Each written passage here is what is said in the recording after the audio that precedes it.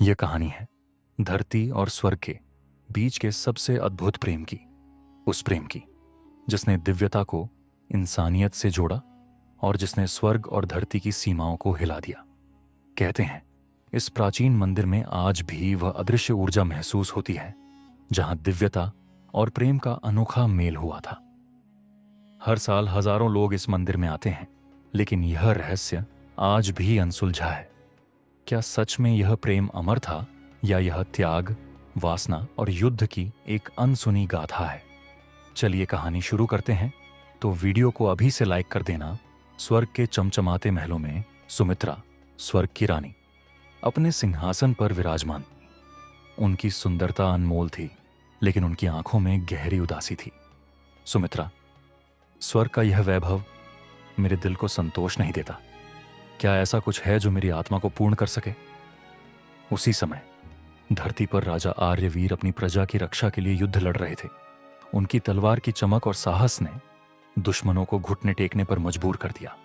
आर्यवीर जोशीले स्वर में, हमारी धरती पर कोई बाहरी शक्ति आक्रमण नहीं कर सकती जब तक हम एकजुट हैं। यह मेरी जिम्मेदारी है कि मैं आपको सुरक्षित रखूं और मैं इसे अपनी अंतिम सांस तक निभाऊंगा। लेकिन आर्यवीर का संघर्ष केवल दुश्मनों के साथ नहीं था। उनकी आत्मा किसी अनजाने रहस्य की ओर खींच रही थी। स्वर्ग की रानी सुमित्रा अपनी आत्मा की शांति के लिए धरती पर एक दिव्य झरने के पास ध्यान करने आई। यह झरना सिर्फ पानी नहीं, बल्कि दिव्यता और गहन रहस्यों का प्रतीक था। वहीं पास ही आर्यवीर भी अपने मन के तूफानों को शांत करने के लिए ध्यान मग्न थे। जैसे ही उनकी आंखें मिलीं, समय मानो थम गया। यह पहली नजर का आकर्षण नहीं था, यह तो आत्माओं का मिलन था। सुमित्रा आश्चर्य और हल्की मुस्कान के साथ, आप कौन हैं? आपकी आंखों में मुझे ऐसा क्या दिखता है जो मुझे बार बार देखने को मजबूर कर रहा है? मैं आर्यवीर, इस धरती का एक साधारण राजा। लेकिन आपकी दिव्यता, आपका सौंदर्य, ये सब मानो किसी अन्य लोक से हो। सुमित्रा मुस्कुराई। उनके होठों पर हल्की सी शरारत थी, लेकिन उनकी आंखों में एक गहराई थी जो आर्यवीर को भेद रही थी। यह उनकी पहली मुलाकात थी, लेकिन एक ऐसा बंधन बना चुकी थी जो शब्दों से परे था। सुमित्रा और आर्यवीर की मुलाकातें अब बार बार होने लगीं। झरने के पास चांदनी रातों में, जब पूरी धरती शांत होती तो दोनों एक दूसरे के साथ समय बिताते। सुमित्रा हौले से मुस्कुराते हुए, क्या आप जानते हैं, आपके साथ हर पल मुझे ऐसा लगता है जैसे मैं स्वर्ग की रानी नहीं, बस एक साधारण स्त्री हूं। आर्यवीर हल्के मजाकिया अंदाज में, और मैं एक योद्धा नहीं बल्कि एक प्रेमी। शायद यही हमारे प्रेम की सच्चाई है। सुमित्रा और आर्यवीर के बीच का यह आकर्षण अब केवल बातचीत तक सीमित नहीं था। उनकी आंखों में एक ऐसी भाषा थी जिसे शब्दों की आवश्यकता नहीं। कभी सुमित्रा अपनी कोमल उंगलियों से झरने के पानी को छूती तो आर्यवीर उनकी हर हरकत को एक चुप्पी के साथ निहारते। एक रात जब आसमान बादलों से ढका था और बारिश की हल्की फुहार पड़ रही थी, सुमित्रा और आर्यवीर झरने के पास बैठे थे। चांदनी रातों की जगह अब बारिश ने ले ली थी। ठंडी हवा और बारिश की बूंदों के बीच उनकी नजदीकियां बढ़ने लगीं। सुमित्रा धीरे धीरे आर्यवीर की ओर देखते हुए, क्या आपको कभी ऐसा लगता है कि हमारा यह मिलन केवल प्रेम तक सीमित नहीं है? इसमें कुछ ऐसा है जो इस ब्रह्मांड को बदलने की शक्ति रखता है। आर्यवीर धीमे स्वर में सुमित्रा के करीब आते हुए, मुझे ऐसा लगता है कि यह केवल हमारा मिलन नहीं है, यह हमारी आत्माओं का एक होना है, और इस क्षण को मैं हमेशा के लिए याद रखना चाहता हूं। उनकी आंखें एक दूसरे से हट नहीं रही थी। बारिश की हर बूंद मानो उनके बीच की दूरी को मिटा रही थी। यह केवल प्रेम नहीं था, यह एक ऐसी कामना थी जो स्वर्ग और धरती की सीमाओं को चुनौती दे रही थी। आर्यवीर ने धीरे से सुमित्रा का हाथ पकड़ा। उनके छूने मात्र से सुमित्रा के चेहरे पर हल्की सी लाली आ गई। क्या हमारा यह प्रेम स्वर्ग के नियमों को बदल सकता है? क्या यह प्रेम इतना शक्तिशाली है? अगर यह प्रेम इतना शक्तिशाली नहीं होता तो आज यह क्षण न होता।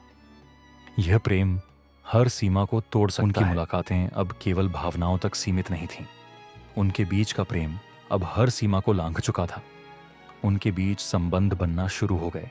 जब वह झरने के पास होते तो झरने का पानी, बारिश और ठंडी हवा सब उनकी प्रेम कहानी को अमर बनाने के गवाह बनते। सुमित्रा आंखों में गहरी भावनाओं के साथ, अगर यह क्षण अमर हो सकता तो मैं इसे हमेशा जीती रहती। आर्यवीर हौले से मुस्कुराते हुए, यह क्षण अमर है, यह प्रेम अमर है और यह कहानी आने वाली पीढ़ियों के लिए एक प्रेरणा बनेगी। सुमित्रा और आर्यवीर के बीच प्रेम की गहराई बढ़ने लगी, लेकिन इस प्रेम के साथ ही एक दिव्य रहस्य सामने आने लगा। हमारा प्रेम स्वर्ग और धरती की सीमाओं को तोड़ सकता है, लेकिन अगर यह प्रेम विनाश का कारण बन जाए तो क्या हम इसके लिए उत्तरदायी होंगे? अगर यह प्रेम ब्रह्मांड के संतुलन को बदल सकता है तो यह हमारा कर्तव्य है कि हम इसे निभाएं। सुमित्रा के अंदर छुपा रहस्य सामने आया। उनका जन्म केवल स्वर्ग की रानी बनने के लिए नहीं, बल्कि ब्रह्मांड की सबसे बड़ी शक्तियों को एकत्रित करने के लिए हुआ था।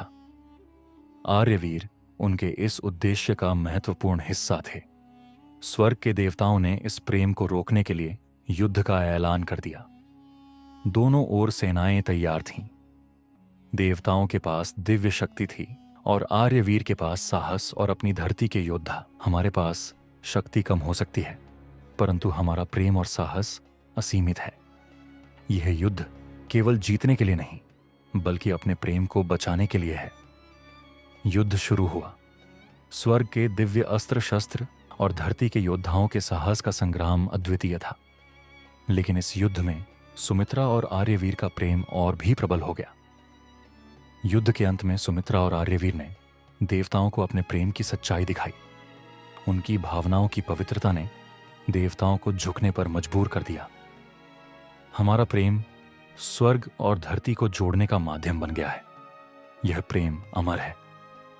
आर्यवीर गर्व और खुशी के साथ, यह प्रेम आने वाली पीढ़ियों के लिए एक प्रेरणा बनेगा। सुमित्रा और आर्यवीर का प्रेम अमर हो गया। उनकी कहानी आज भी धरती और स्वर्ग के बीच बने उस मंदिर में सुनाई जाती है, जहां लोग प्रेम की शक्ति को महसूस करने आते हैं।